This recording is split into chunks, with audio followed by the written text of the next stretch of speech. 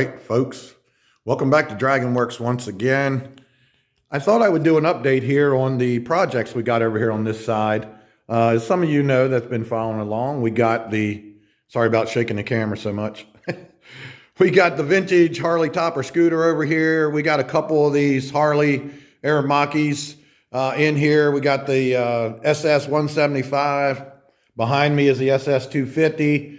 And I'll go more into detail on that a little bit here. But I just wanted to show you why you don't see a lot of videos and stuff, especially on this vintage topper scooter. We'll talk about it. But we're painstakingly going to make this thing perfect.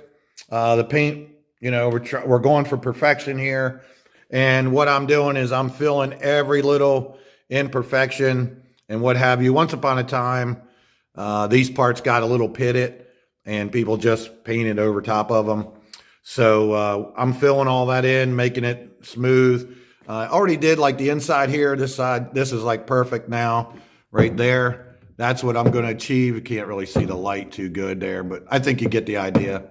I'll pop up a little picture and show you what it looked like. It was pretty bad, but that's the level that we're going to here. You can see a little better what I'm talking about right here.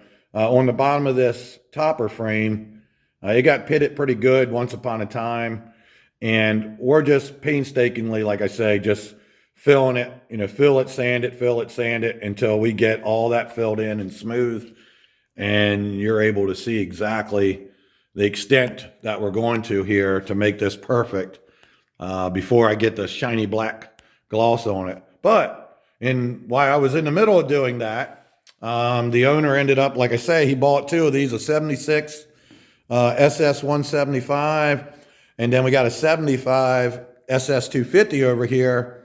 And he decided that he wanted to get the 250 up and running so he could, you know, he'd have it running. He could ride it through town or maybe a local car show and ride up and check it out or something like that.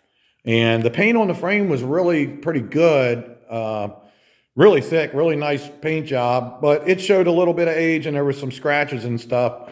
Well, once we got into this, once I started scuffing it and seeing how the thing was going, of course, you know, you start finding things you don't expect to see. And looks like once upon a time, somebody was removing paint with some kind of sanding wheel or grinder or something, man. And they really dug into some spots here.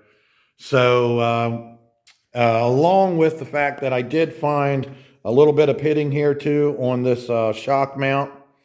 So I ground the paint off and I started filling that. The customer and I got together and had a little meeting and decided that we're going to go ahead and I'm going to grind all this too and fill and get this smooth. I saw some spots here. I don't know what was going on, but this was really wavy in here. And I got a feeling somebody just, you know, kind of ground the old paint off and slapped on some real thick paint or something. But anyway, we want this looking really sharp. The frames, as you can see here as an example, the frame really shows up a lot. So it's an intricate part of it. You want that to look really good. So we're going to go in deep. He wants to go in deep and get these things right. So what I normally do is I strip the frames completely down. Okay, let me back up. You saw the videos. I stripped the bike down up here on the bench, and we got all the parts up here, and I stripped everything, and we were getting the chrome sent off. So all the chrome's gone, getting replated. In the meantime, I stripped my frames down, get them all painted to perfection like I like it, where a customer and I are happy. And then at that point, I start taking the next component, and I refinish it, and I attach it, and I build the bike up. That's how I do it. You know, that's the way I do it. And one of the next components to go, of course, would be the engine, which we got here, 250. And normally, so this thing's only got 1,000 miles on it, but it's been sitting around forever and not running and what have you. So obviously, I want to tear this down, put all new gaskets and seals on it. And I would like to replace the piston rings as well. But they're unobtainable, spit it out right now, and we can't find any. So what I did this week was I soaked this down a little bit, let it sit for a while, and started slowly turning it over.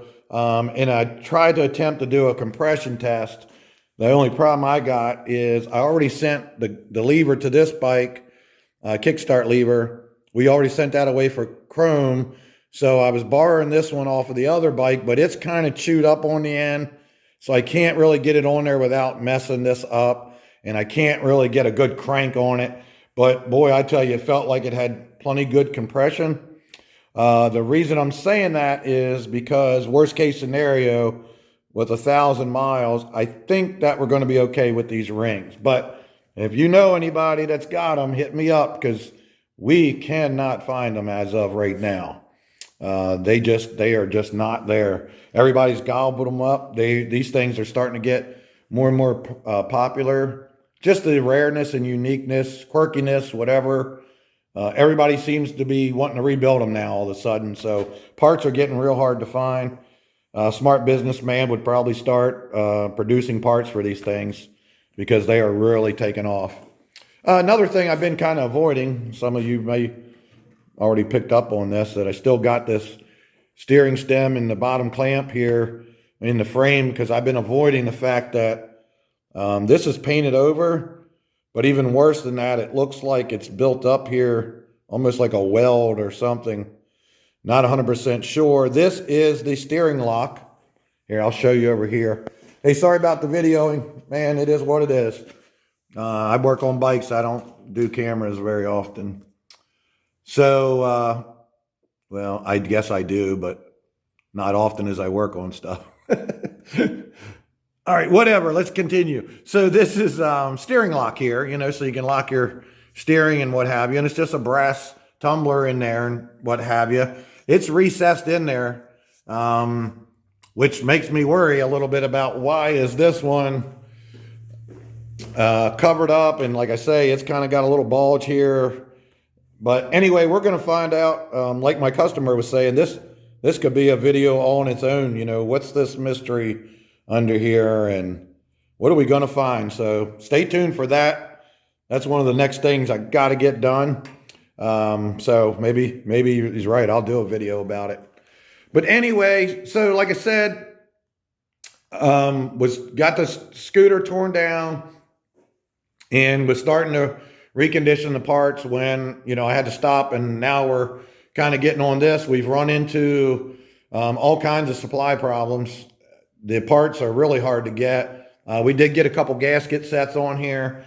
We do have the rings for the 175. I got most of the stuff for that one. Of course, that's the way it works. When this is the one you're trying to get running, you won't find anything for it. Years ago, these parts were readily available.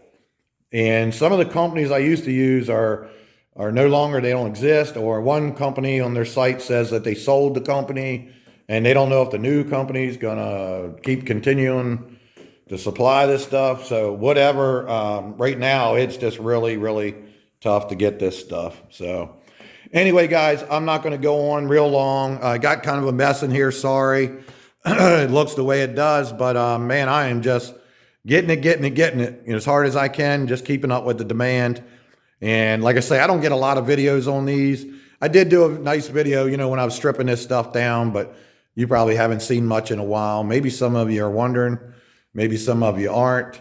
I recently was just stripping the tail light housings and stuff like that, so we could get even the plastic chrome we sent off to get somebody to redo that. And yeah, they had them done interesting. I'll show you when I put all this back together. I had to like drill these out and what have you to get them out of the plastic housings, because when they're manufactured, they're actually crimped. The metal's kind of crimped in there and it's really tough. But anyway, got to go through all this stuff.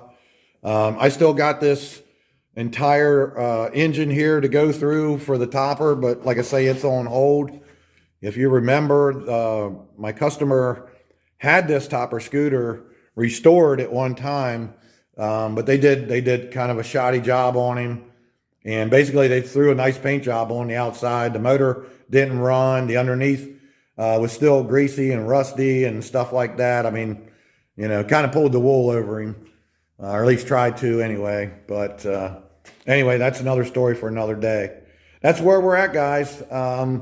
You know, nothing too riveting. That's why you don't see a lot of steady videos on these, but it'll start picking up too, because this customer's kind of been neglected here a little bit while I was catching up on all that other stuff.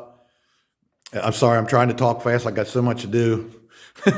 He kind of got neglected a little bit last fall when I was really slammed and a lot of work was left over from the summer and more work was coming in. Now I'm kind of getting cranked up here, and you're going to see a lot more stuff on this. So stand by, guys. Appreciate you following along.